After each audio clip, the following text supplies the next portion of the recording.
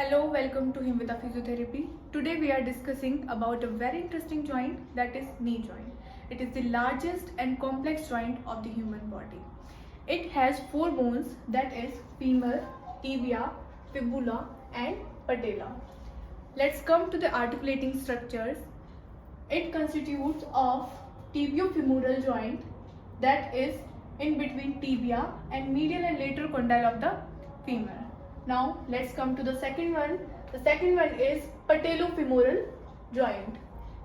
Patella lies just above the femur bone and constitute the patellofemoral joint, where patella is a sesamoid bone. Now let's come to the third one. The third joint is tibiofibular joint. It is not a weight bearing joint. Fibula here just act like a supporting structure which gives attachments to the lateral collateral ligament and many other muscles. The main weight bearing joint in the knee complex is tibiofemoral joint.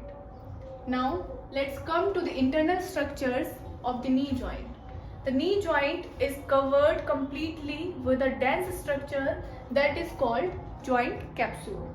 Now, within the joint capsule, there are many ligaments and a meniscus. Let's discuss about ACL. ACL is anterior cruciate ligament.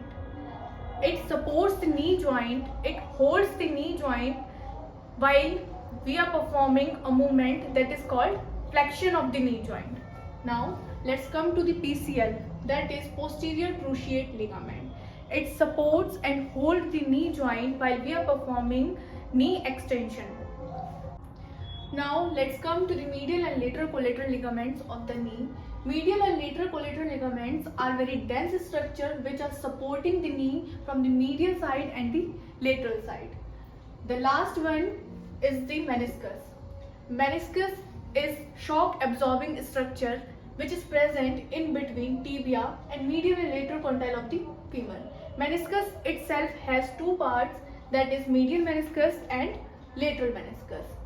It acts as shock absorber. As we know, the tibiofemoral joint is a weight bearing joint and it has to bear the upper body weight to the ground. So we need a structure which can absorb the weight, and it is here the meniscus. Now let's come to the bursas of the knee. Let's discuss them. The first bursa, which is present in between the condyle of femur and patella, that is suprapatellar bursa. The second bursa is the bursa which is present just above the patella and behind the quadriceps muscle. This is the quadriceps muscle which is inserting in tibial tuberosity here. This is prepatellar bursa which is present here. And the last one is infrapatellar bursa. It is present just below the patella and just behind the tendon of the quadriceps muscle. So here we were discussing about a short introduction of knee anatomy. And if you like this video, please like, share and subscribe. Thank you.